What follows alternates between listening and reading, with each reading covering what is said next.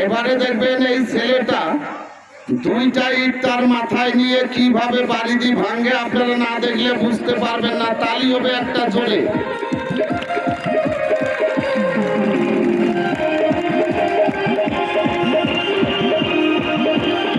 তালি হবে, তালি হবে, তালি হবে।